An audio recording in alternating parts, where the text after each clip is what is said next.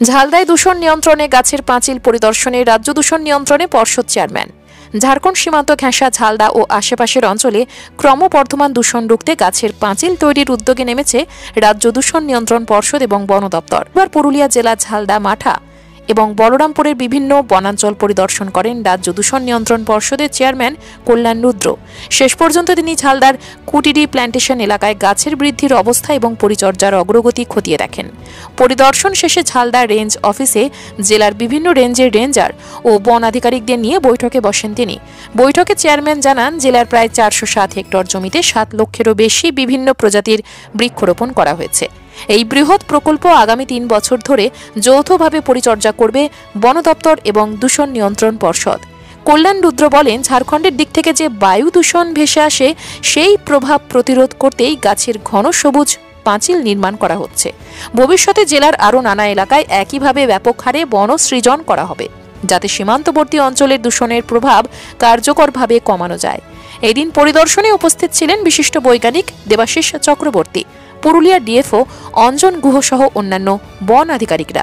এই যে কাজটা যার জন্য আজকে আমাদের এখানে আসা, সেটাকে হচ্ছে ন্যাশনাল ক্লিন এয়ার প্রোগ্রাম।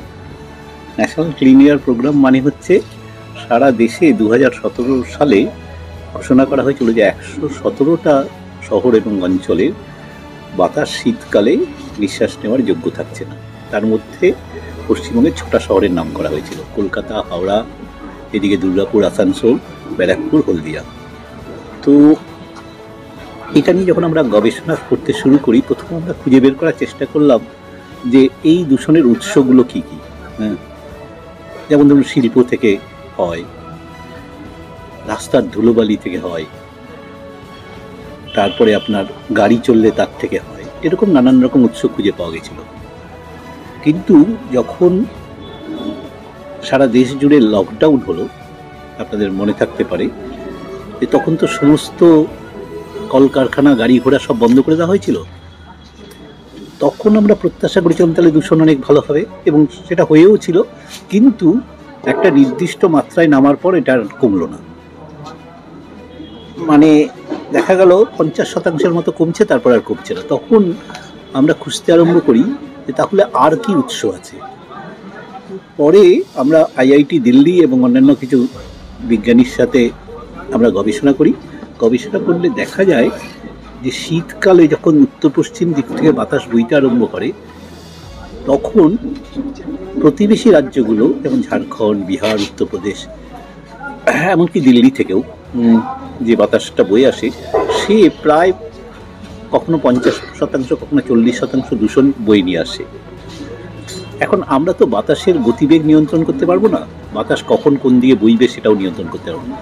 তখন আমরা ভাবতে আরম্ভ করি যে পশ্চিমবঙ্গের সাথে ঝাড়খণ্ডের যে সীমানাটা আছে, সেটা ঝাড়গ্রাম থেকে শুরু হয়ে পুরুলিয়া, পশ্চিম বর্ধমান হয়ে বীরভূম পর্যন্ত প্রায় 800 কিলোমিটার। আমরা যদি এখানে একটা গাছের প্রাচীর তৈরি করতে পারি, এই গাছগুলো যখন 3 বছর পরে বড় হবে, তখন এই যে পশ্চিম দিক থেকে ভেসে আসা দূষণটা, সেটা ওই গাছগুলো প্রতিহত করবে। এবং গাছগুলোকে আরও অনেক রকমের উপযোগিতা আছে বাস্তুতন্ত্রে। যেমন এটা ভূগর্ভের জল সম্পদকে সংরক্ষণ করবে, পাখি আসবে, বাতাসের ময়েশ্চার বাড়বে, এবং সবচেয়ে বড় কথা হচ্ছে যে পুরুলিয়া যেহেতু এক ফসলির অঞ্চল, এখানে মানুষের কর্মসংস্থান হবে। এই উদ্দেশ্যে নিয়ে আমরা প্রথমে ঝাড়গ্রাম থেকে কাজটা আরম্ভ করি। এই বছর আমরা পুরুলিয়াতে এই কাজটা করেছি, এবং ফরেস্ট ডেভেলপমেন্ট কর্পোরেশনের সাথে আমাদের সহযোগিতায় এবছর পুরুলিয়ায় আমরা 4টে ডিভিশন, 1 নম্বর পুরুলিয়া ডিভিশন, 2 নম্বরে কংসাবতী উত্তর, কংসাবতী দক্ষিণ, 3টে মূলত ডিভিশন। এখানে আমরা এই বছর 406 হেক্টর জমিতে নানান ধরনের গাছ লাগিয়েছি। মূলত 12 ধরনের স্পিসিসের কথা, যেমন ধরুন শিমুল, শিশু, বহেরা। আমরা চেষ্টা করেছি যতটা সম্ভব দেশজ গাছগুলোকে রাখার। নিম, জাম, অর্জুন, করঞ্জ, এই কুসুম, ছাতিম ইত্যাদি ইত্যাদি। এই যে গাছগুলো, বকুল, এই গাছগুলো সবই প্রায় দেশজ গাছ। এবং এটা আমরা তৈরি করার চেষ্টা করেছি এবং এতে এখন অবধি ৭৪,৭৯৬টি শ্রম দিবস তৈরি হয়েছে। মানে যখন মাঠে কাজ থাকছে না তখন স্থানীয় মানুষরা এটাতে যুক্ত হচ্ছে, ফলে এটার একটা অর্থনৈতিক গুরুত্ব বিশেষভাবে আছে। এবং আমরা আশা করছি যদি ৩ বছর পরে গাছগুলো যখন পরিণত হবে তখন শুধু মানুষের, এটা তো ৩ বছর ধরে কাজটা চলবে, মানুষের কর্মসংস্থান শুধু নয়, আরও অনেক কাজ হবে। আমরা যেমন রাস্তার ধারে প্লান্টেশন আমাদের পরিকল্পনা আছে, তারপরে ধরুন ইন্টারক্রপিং যাকে বলে, সিট্রোনিলা গাছের মতো ঘাসগুলোকে লাগানো হবে। তারপরে এই বাতাসের যাতে মাটির যাতে আর্দ্রতাটা ফিরে আসে সেইটা লক্ষ্য হবে।